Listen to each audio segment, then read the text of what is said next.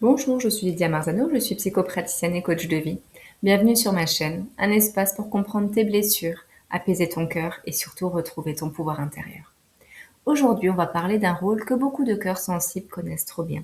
C'est le rôle du sauveur, ou de l'infirmière ou l'infirmier émotionnel. Tu sais, ce rôle où tu donnes tout, tu portes tout, tu aides trop, tu supportes même l'insupportable, et au final, tu t'oublies complètement. Alors si tu t'es déjà senti indispensable, responsable du bonheur de quelqu'un, ou épuisé d'aimer à la place de l'autre, cette vidéo, elle est faite pour toi.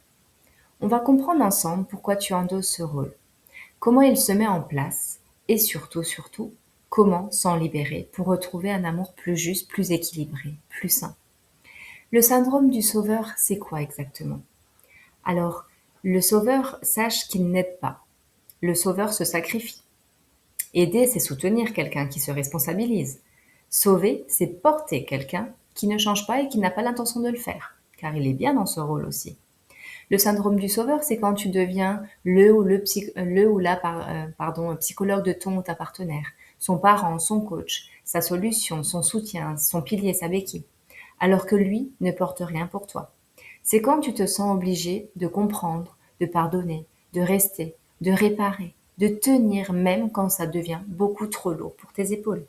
Et tu appelleras ça de l'amour. Mais ce n'est pas vraiment de l'amour. Alors, d'où peut venir ce besoin de sauver? Sache qu'aucun enfant ne naît sauveur, on le devient. Ce rôle vient souvent de ton histoire. Donc premièrement, tu as certainement eu une enfance qui a été instable. Tu as peut-être grandi dans une famille où un parent allait mal, l'autre n'était pas là ou débordé. Les émotions étaient incontrôlables.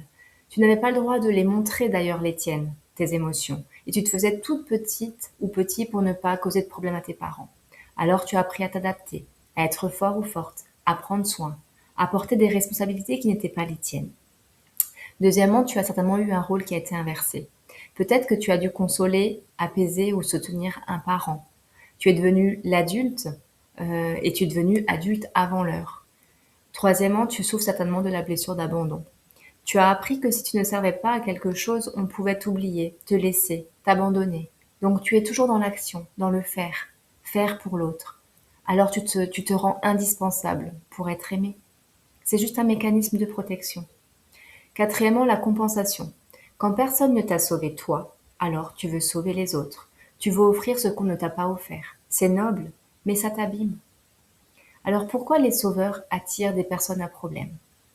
Tout simplement parce qu'il y a une loi très simple qui dit que les sauveurs attirent les personnes blessées et les blessés adorent les sauveurs. Souvent par contre aussi les sauveurs sont aussi des personnes blessées, hein. Elles veulent juste se réparer quand même. Alors pourquoi est-ce qu'on attire ça? Parce que en fait, tu vas donner sans compter. Tu es une fontaine d'empathie et de bienveillance. Tu tolères l'intolérable aussi. Tu trouveras des excuses. Tu comprends tout, tu expliques tout, tu trouves des excuses à tout ce qu'on te fait. Tu prends à ta charge ce qui ne t'appartient pas. Tu confonds souvent amour et réparation. Les personnes instables te trouvent idéale. Ah oui, tu es la personne parfaite. Car tu les sécurises, tu les portes, tu les rassures, tu les excuses quand ils font quelque chose de mal. Mais voilà, le piège ultime là-dedans, c'est que plus tu donnes, moins l'autre se responsabilise, c'est normal. Et plus tu portes, moins il marchera seul. Plus tu répares, moins il change. Le sauveur crée le dépendant et le dépendant nourrit le rôle du sauveur. Mais tout ça, c'est inconscient, mais ça en devient un engrenage. Alors, pour savoir si tu es dans ce rôle du sauveur, écoute bien. Si tu te reconnais dans plusieurs de ces signes, tu es peut-être dans ce rôle. Alors, le premier, tu donnes plus que tu ne reçois. Hein. Deuxièmement, tu te sens responsable du bonheur de l'autre, comme si sa vie à lui dépendait de toi. Troisièmement, tu restes parce qu'il a besoin de toi. Même quand toi, tu souffres et que tu n'en peux plus, tu vas rester. Quatrièmement, tu t'épuises émotionnellement. Tu portes deux charges émotionnelles, la tienne et la sienne, et c'est lourd. Cinquièmement, tu te sens indispensable. Et en même temps, jamais vraiment aimé. Sixièmement, tu crois que si il ou elle guérit, il t'aimera mieux, il t'aimera plus fort. Tu attends sa transformation comme une récompense. Septièmement, tu as du mal à partir. parce que tu as peur qu'il ou elle s'effondre sans toi. Tu crois que son bonheur dépend vraiment de toi. Alors si tu te reconnais, demande-toi si tu es dans ce cas. Parce que il y a un prix à payer à être dans ce syndrome du sauveur. Et ce prix est très élevé.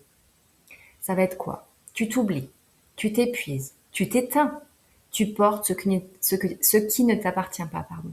Tu ne reçois jamais ce que tu donnes. Tu sacrifies ta propre vie émotionnelle pour sauver celle de l'autre.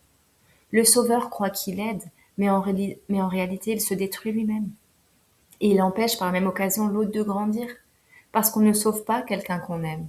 On le prive de sa responsabilité et on ne sauve pas quelqu'un qui ne veut pas changer. Alors comment sortir du rôle du sauveur?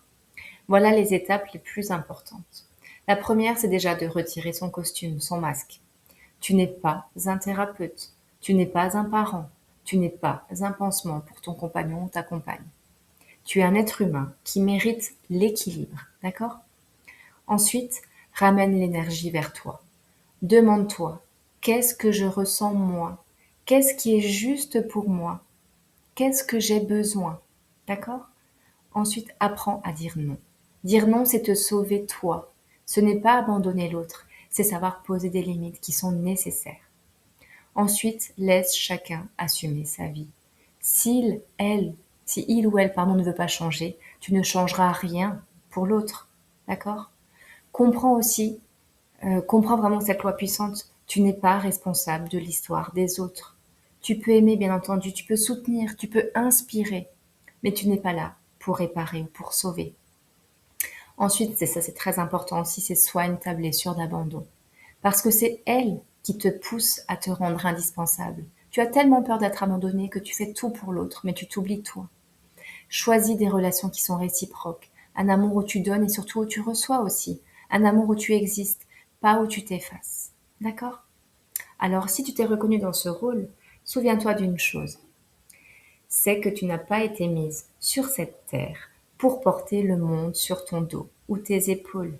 Tu n'es pas l'infirmière, tu n'es pas l'infirmier émotionnel de qui que ce soit.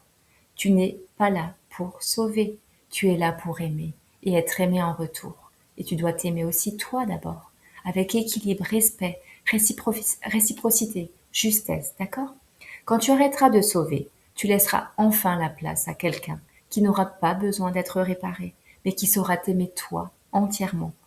Choisis-toi et le reste suivra. Merci d'avoir été là.